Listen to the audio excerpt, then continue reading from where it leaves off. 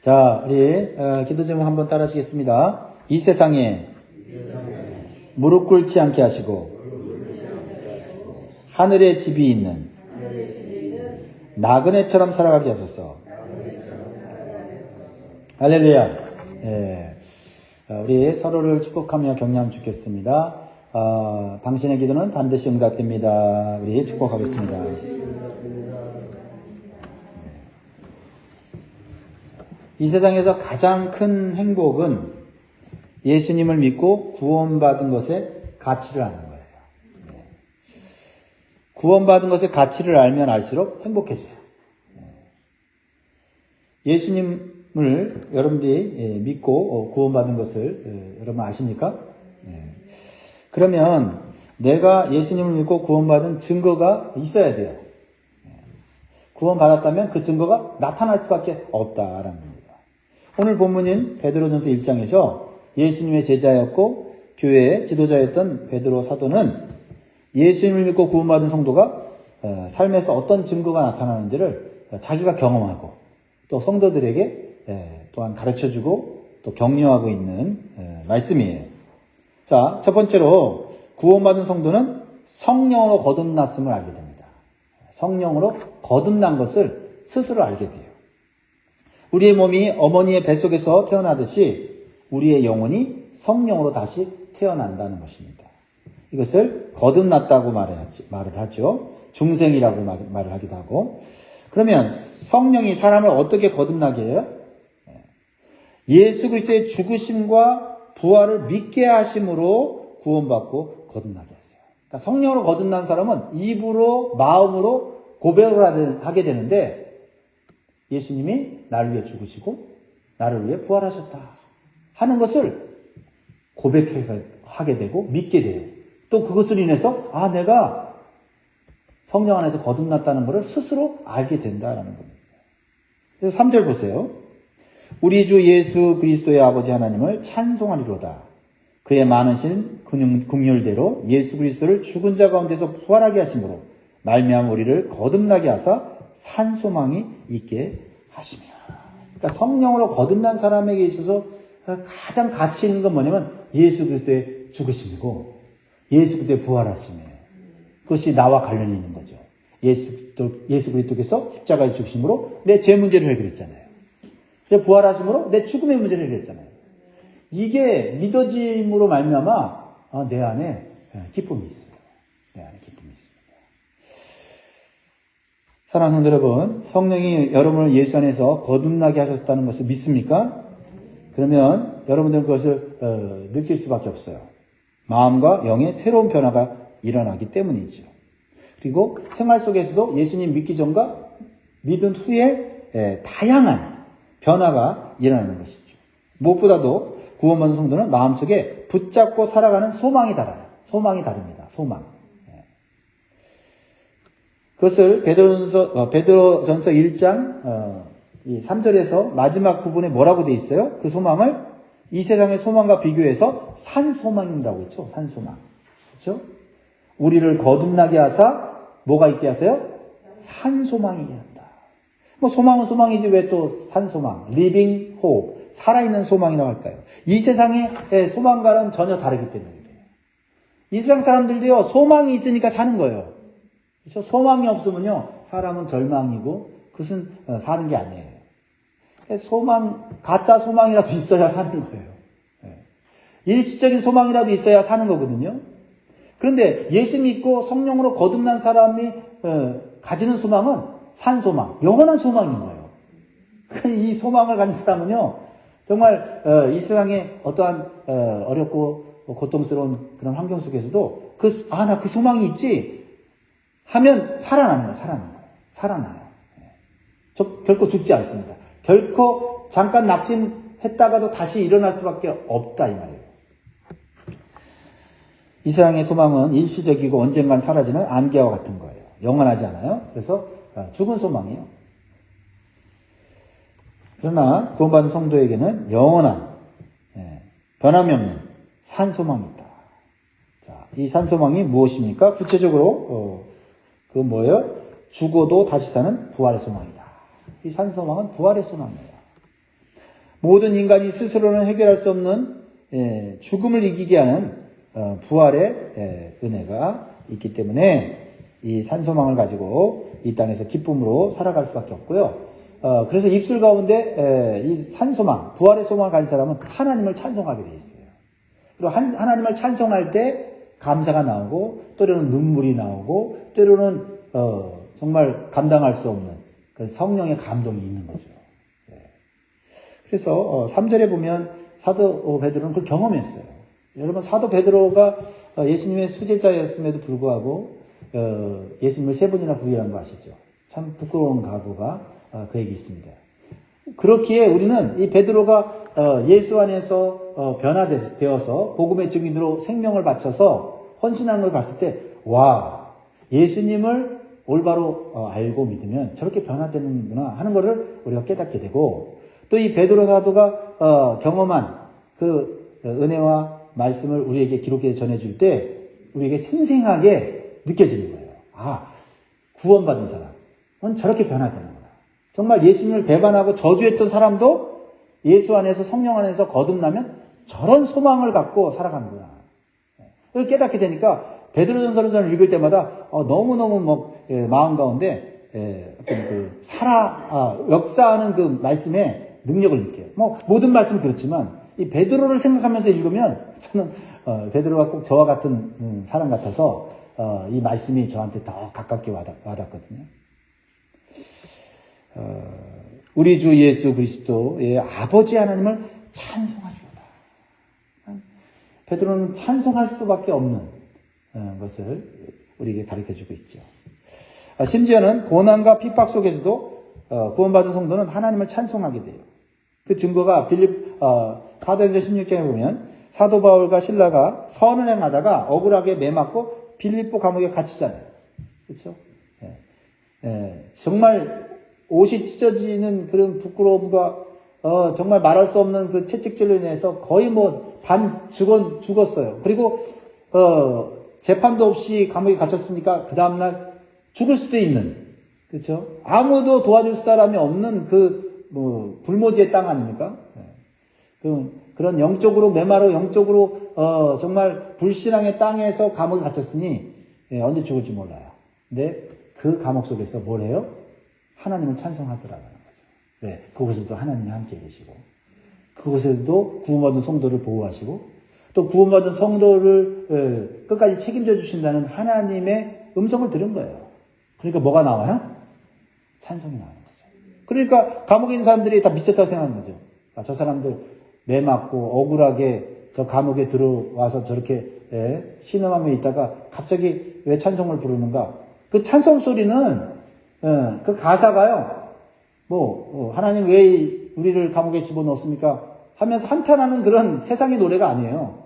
이거는 하나님을 높이고 찬송하고 감사하는 찬송이거든요. 그러니까 미쳤다고 할 수밖에 없죠. 그런데 정작 그 찬송을 부르는 사람의 마음에 뭐가 있어요? 기쁨이 있고 소망이 있는 거예요. 아, 이 감옥에 들어온 것조차도 하나님의 섭리가 있구나. 하나님의 계획이 있구나. 하니까 찬송이 나오는 거예요.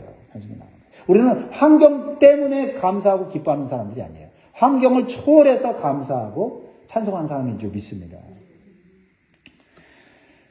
그렇습니다. 우리가 구원받은 성도라고 한다면 이 구원의 은총을 생각할 때 찬송하게 되고, 하나님이 구원하셨다면 내 인생을 책임져 주신다고 하는 그 믿음이 있기 때문에 갑자기 마음속에 뜨거운 찬송이 흘러나오게 된다라는 것입니다.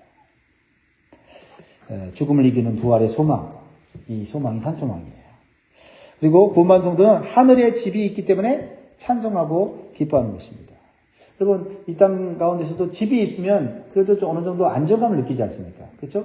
어떻게 보면 한국도 그렇고 미국도 그렇고 인생을 살아가는 게 어떻게 좋게 보면 집 하나 마련하려고, 그렇죠? 편안하게 잠을 자고 쉴 수 있는, 마음의 안식을 누릴 수 있는 그냥 집 하나 마련하려고, 아니면 조금 더 나은 것보다 좀 더 큰 집 마련하려고 일하고 애쓰는 것 같아요. 이 세상의 모습은. 그러다 보니까 참 인생이 고롭고 힘듭니다. 그런데 하늘에 멋진 집이 있어요.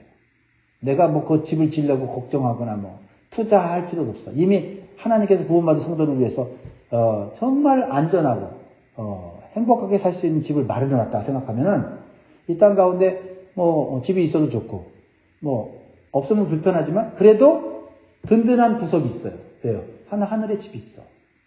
하늘에 집이 있다. 그 집은 어떤 집인가? 4절 같이 있습니다. 같이 있습니다. 시작. 썩지 않고 더럽지 않고 쇠하지 아니하는 유업을 있게 하시나니 곧 너희를 위하여 하늘에 간직하실 것이라. 그러니까 사도 베드로가 처음에 예수님 따라다녔을 때 이 땅에서 큰 집 짓고 살려고 예수님 따라다닌 거예요. 그렇죠? 예수님 따라가다 보면 내가 권세도 누리고 또 높은 자리에서 재물도 얻고 그러면 큰 집 짓고 사는 거예요. 결국은. 그거 바라면서 예수님 따라갔고 예수님 죽었을 때 실망한 이유가 그거예요. 이 땅의 집 사라진 거죠. 근데 베드로가 예수님이 죽고 나서 부활하신 그 예수님을 만나게 됐을 때 내 집 하늘에 있네. 그거 깨달은 거예요. 그러니까 목숨을 바쳐 생명을 바쳐서 이 땅 가운데서 그 부활의 복음, 구원의 복음, 천국의 복음을 전하면서 살다가 그냥 미련 없이 이 세상 떠난 겁니다. 할렐루야. 예. 어떻게 했어요? 어떻게 죽었어요? 순교했잖아요. 근데 순교하면서도 십자가에 못 박혀 죽었는데 어떻게 죽었어요? 내가 어떻게 예수님처럼 똑바로 십자가에 못 박혀 죽냐? 이 같은 죄인이 하면서 거꾸로 나를 십자가 못 박으라고 하고 죽었다잖아요. 왜 그래요? 뭐가 있으니까. 그렇죠? 하늘에 집이 있으니까. 죽어도 그 집에서 영원히 살 수 있으니까 이 믿음이 있는 거예요. 그러니까 그것을 핍박받는 그리스도인들이 가르쳐 주고 있는 거예요, 지금. 이게 상상이 아니라 실제거든요. 이 땅의 집이나 이 세상의 모든 것들은 언젠가는 썩어지고 더럽게 되고 쇠하게 되는 것들이에요. 그러나 하나님께서는 구원받은 성도를 위해서 하늘에 간직하신 유업이 있습니다. 이 하늘의 유업은 이 세상의 것들과는 반대되는 썩지 않고 더럽혀지지 않고 쇠하지 않는 영원한 것들이다. 여러분, 이 땅에 유한한 것들, 낡아지는 것들, 사라지는 것들 보면서 우리는 절망할 것이야. 그런 걸 보면서 기뻐해야 돼. 내가 거기에 목숨 걸지 않고 거기에 미련을 두지 않고 내가 살아갈 수 있는 것은 하늘의 영원한 것이 나에게 준비되어 있다. 예. 물론 이 땅에 사는 동안에 그런 것들이 우리에게 필요하고 또 그런 것들을 사용할 필요가 있지만 그런 것들이 없다 할지라도 사라진다 할지라도 우리가 아주 절망하고 낙심하지 않아도 된다. 하늘에 영원하신 유업이 기다리고 있다. 좀만 참으면 된다. 그런 믿음을 갖기를 주의 이름으로 축복합니다. 그러니까 이 땅의 것들의 마음을 빼앗겨서 죄의 유혹에 넘어져서는 안 됩니다. 또한 이 세상의 유한한 권력과 물질 앞에서 무릎을 꿇고 믿음을 저버리고 예수님을 배반하는 삶을 살아서는 안 됩니다. 다 잃어도 예수님 잃어버리면 안 돼요. 예수님 얻으면 예수 안에서 다 얻을 수 있어요. 할렐루야. 그래서 초대교회 성도들은 세상의 악한 권력자들과 불신자들에게 핍박을 받을 때 그들은 모든 것을 잃어버릴지라도 신앙을 지키고 그리고 복음을 전하면서 흩어져서 나그네처럼 살았다는 거죠. 핍박받고 또 그들이 죽이려고 할 때 어떻게 해요? 신앙을 포기한 것이 아니라 나 신앙 지키기 위해서 나 집 내버려 두고 직장 내버려 두고 나 딴 곳에 가서 믿음 지키며 살 거야. 이렇게 과감하게 결단했다는 거예요. 왜요? 불편하고 힘들지만은 궁극적으로 내게 주어질 하늘의 유업이 있기 때문에 그렇다는 것이죠.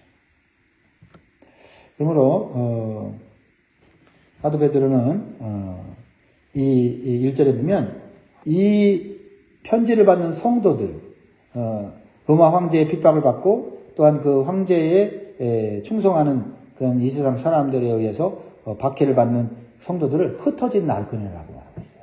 흩어진 나그네. 1절 보세요. 예수 그리스도의 사도 베드로는 본도, 갈라디아, 갑바도기아, 아시아의 비두니아에 흩어진 나그네. 흩어진 나그네라는 건 뭐예요? 집을 잃고 할 수 없이 쫓겨난 사람들이라는 거예요. 그러니까 세상적인 관점에서 보면 핍박을 받아서 갈 곳이 없는 불쌍한 사람들이야. 근데 하나님의 관점, 하늘의 관점에서 보면 하늘의 영원한 집을 위해서 이 땅의 것을 포기한 사람들. 믿음의 결단을 하는 사람들, 복된 사람들이라는 거예요. 더 좋은 것을 위해서 별로 안 좋은 것을 포기한 사람들이다. 이것이 흩어진 나그네라고 이렇게 표현하고 있죠. 그러니까 이 땅에 나그네처럼 사는 것이 오히려 이 땅에 매이지 않고 행복한 거예요. 그게 자유예요, 자유. 여러분들은 흩어진 나그네인 줄 믿습니다. 흩어진 나그네. 흩어진 나그네는 건 뭐라고요? 하늘에 소망을 두고 이 땅에 미련 두지 않고 예수님 따라가는 사람들. 그러니까 가는데 뭐 걸그적거릴 게 없어요. 걸그적거리면 버리면 되고 걸그적거리면 포기하면 되고 그렇죠? 왜? 더 좋은 게 있으니까.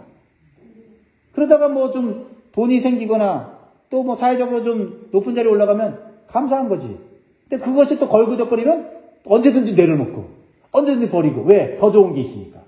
그러니까 권력 잡고 타락할 필요도 없고 물질 때문에 타락할 필요가 없고. 왜요? 흩어진 나그네처럼 사니까. 할렐루야. 그렇게 사는 연습하시길 주의 이름으로 축복합니다.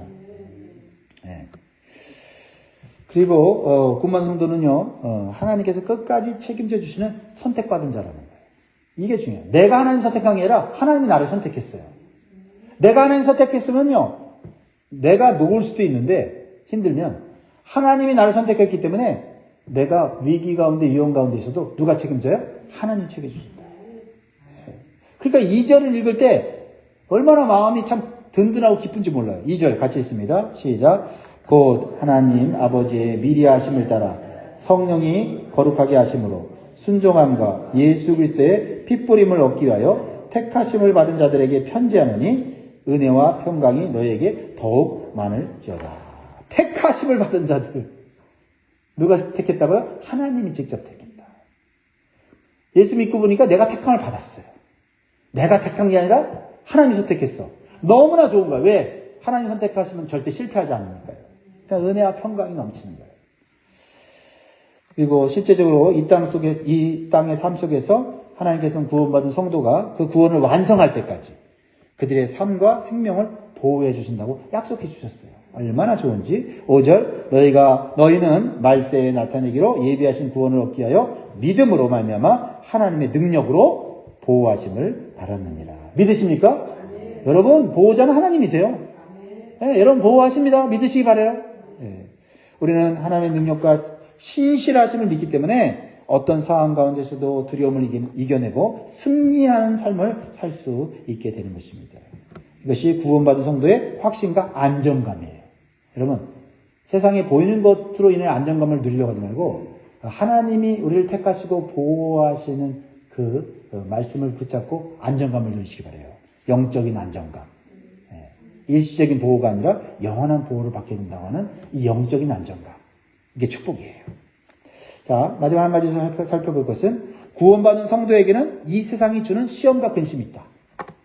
예수 믿는 사람들에게 오는 시험과 근심이 있다. 그건 마귀가 주는 거예요. 이 세상이 주는 거죠. 근데 그것은 잠시 있다가 사라진다. 따라합니다. 잠시 있다가 사라진다. 그러니까 잠시는 힘들어. 잠시는 근심을 한단 말이에요. 근데 사라진다는 걸 알아야 돼요. 6절 그러므로 너희가 이제 여러 가지 시험으로 말미암아 잠깐 근심하게 되지 않을 수 없으나 오히려 크게 기뻐하는도다.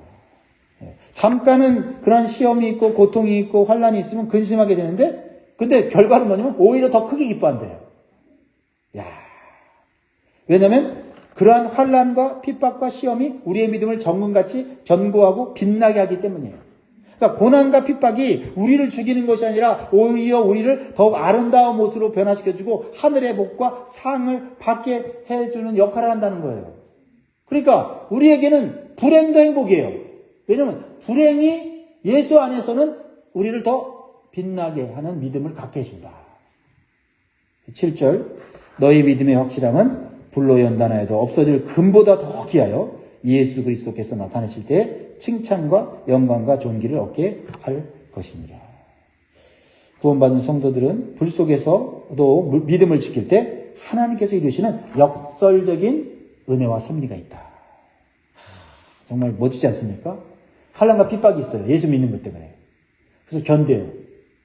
견뎠는데 그 환난과 핍박이 나를 죽이는 게 아니라 나를 살리는 거야, 오히려. 내 믿음을 더욱더 빛나게 하는 정금같이 만들고. 그러니까 두려워할 게 하나도 없는 거예요. 평온에도 감사하고. 어려운 일이 있어도 힘들지만은 그게 결국은 나에게 유익이 되는 것인 거죠. 근데 세상 사람들은 살다가 불행이 오고 고통이 오고 환난이 오고 재난이 오면 망하는 거예요, 그냥. 그건 그 사람들한테 이익이 안 돼. 그거는 그냥 불이익이에요. 근데 우리는 환난과 핍박과 시험과 재난과 어떤 불행도 예수 안에 있으면 우리에게 유익이 된다. 할렐루야. 뭐 이런 복이 다 있어요. 네? 그래서 구원받은 성도들은요, 나를 구원하신 예수님을 점점 사랑할 수밖에 없어요. 처음에 예수 믿고 구원받은 거 그냥 감사해요. 근데 예수 안에서 우리가 받은 구원이 얼마나 큰 혜택이 있고 얼마나 큰 가치가 있는지를 점점 믿음이 자라면서 깨닫게 되니까 예수님을 더 사랑하게 된다니까요. 예수님 사랑합니다라는 게 옛날에는 그냥 요만큼이었다면 점점 믿음이 자란과 함께 예수님에 대한 사랑이 커져요. 그게 8절 9절 같이 읽겠습니다. 시작. 예수를 너희가 보지 못하였으나 사랑하는도다. 이제도 보지 못하나 믿고 말할 수 없는 영광스러운 즐거움으로 기뻐하니 믿음의 결국 곧 영혼의 구원을 받음이라. 여러분, 예수님께서 우리를 위해서 십자가에서 이루신 구원과 우리가 누리게 될 하늘의 영광과 축복을 생각하면 우리는 예수님을 사랑할 수밖에 없어요. 여러분, 내가 구원받은 증거 한 가지 얘기하면 예수님 사랑하는 거예요. 예수님 사랑하는 거 없으면 구원받지 못한 사람일 수도 있어요. 구원받고 믿음이 성장하면 예수님을 더욱 사랑할 수밖에 없다. 왜요? 결국은 영혼의 구원을 받아서 영원한 하나님 나라에서 영생 복락을 누리며 살아가게 해 주셨기 때문인 것입니다. 말씀을 맺겠습니다. 사랑하는 성도 여러분, 오늘도 안개와 같이 사라진 이생의 것에 연연하며 살지 마시기 바랍니다. 이 땅에 사는 동안 가진 것을 어떻게 해요? 서로 나누고 섬기는데 사용하시기를 주의 이름으로 축복합니다. 서로 미워하고 죄를 짓지 않도록 우리의 마음을 거룩하게 지키는 것에 힘써야 될 줄 믿습니다. 그리고 더 나아가 부활과 천국 복음을 전하면서 흩어진 나그네처럼 살아가는 복된 성도가 되시기를 주의 이름으로 축복합니다. 기도하겠습니다.